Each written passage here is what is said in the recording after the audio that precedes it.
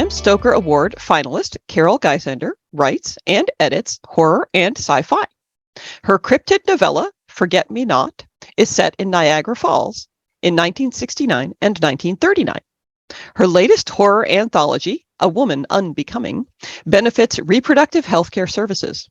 Her latest short story appears this month in Weird Tales issue 367. Carol, over to you.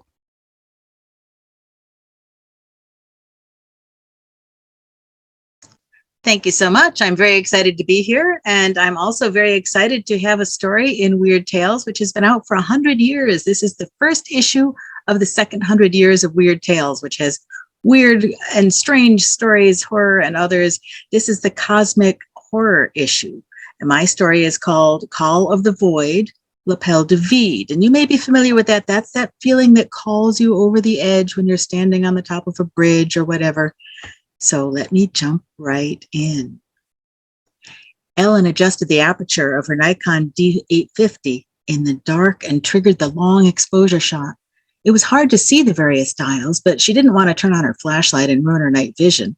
After all, that's why she was out there by the side of the deserted road through the open Utah terrain to take pictures of the night sky over the formation called Medusa, a huge chunk of red rock that jutted up from the ground, surrounded by multiple slender stone pinnacles that looked like the Gorgon's hair.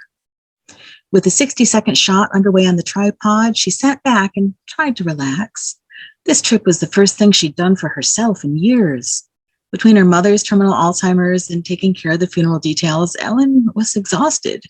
She had been suspended in time, trapped to repeat the same routine of care every day. Her work contacts had fallen away as she was unable to get out and do her photography, and she'd lost track of her friends since she was never able to leave her mother. Nobody cared about a single 50-year-old woman. Few had even reached out after her mother's passing.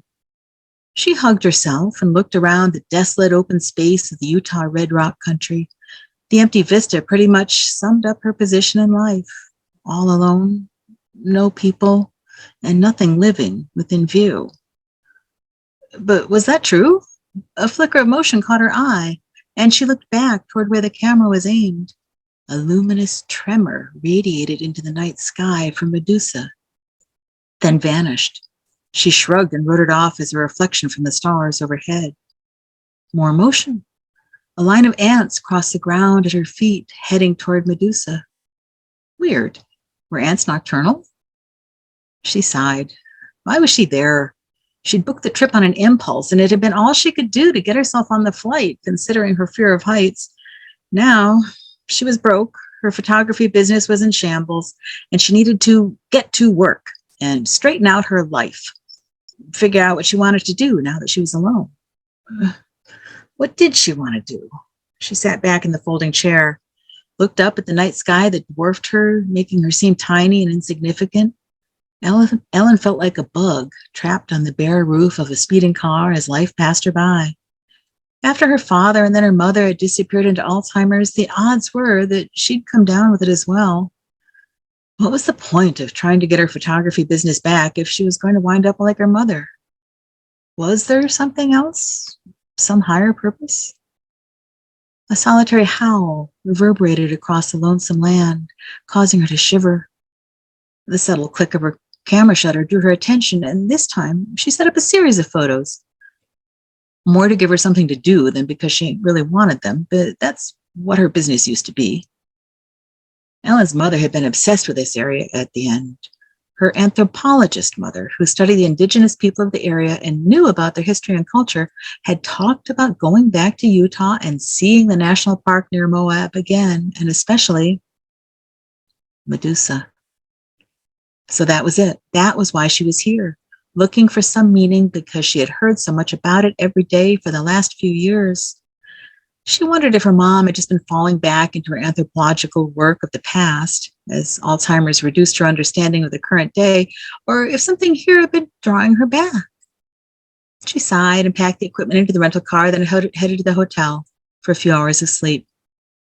The next morning, Ellen jumped out of bed when a blaze of light hit her eyes, thinking she heard someone call her name. Did her mother need her? No, her mother was gone. But what was that light?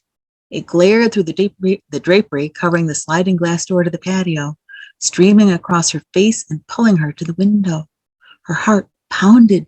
She yanked back the curtain to be greeted by morning sunshine that set the sandstone cliff outside her room aglow like molten amber. It radiated warm energy as if the mountainside was alive. Camera! Where was her camera? She scrambled as fast as she could and dashed out in her nightgown to capture the shot before the sun shifted, drawn like a bee to a fresh flower. There! A few series of bracketed exposures from different angles, and she hoped she'd caught it. She felt a tickle of excitement for the first time in years.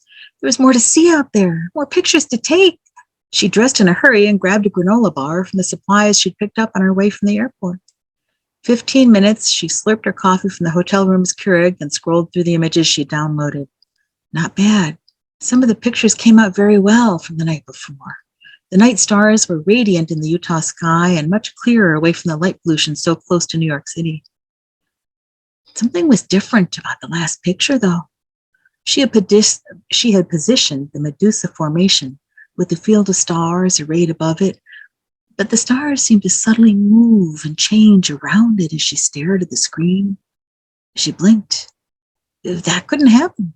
This was a still photograph, not a video image. What was moving? Her eyes traced the play of light sliding along the surface of the red rock that reached out of the flat countryside in the picture, like a hand. Yes, the hand image was especially apt because she saw threads of light moving across the surrounding pinnacles as if it were beckoning to her. She headed out to do her hiking. Her morning route took her along the road past several standard tourist attraction formations.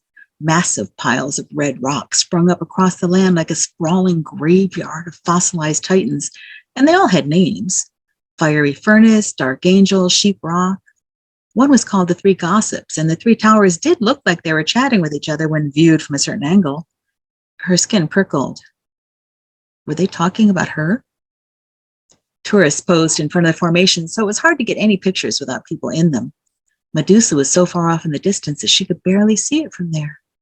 She parked and hiked a trail around Wolf Ranch, one of the early white man settlements in the area. Her mother had studied the nomadic Shoshone and Utes and Paiutes who had lived there first. And she saw a tiny wooden cabin built into a depression in the ground. Interesting, but she gasped when she came around a turn in the trail, stopping face to face with a petroglyph scratched into one of the red cliff walls. It showed a series of four-legged animals with horns, all moving in the same direction toward what? The rock in front of the animals had broken off, and there was no way to know if something else had been depicted there. Away from something or toward something else? No way to know, but they were clearly on the move.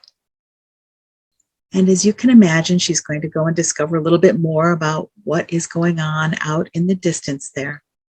Thank you for listening. If you're interested in joining my mailing list, I'd be happy to send you a copy of A Woman Unbecoming. This is an anthology of horror stories that we put together in immediate response to the reversal of Roe v. Wade. And it's got stories of women's rage, horror, and redemption. So thank you for listening.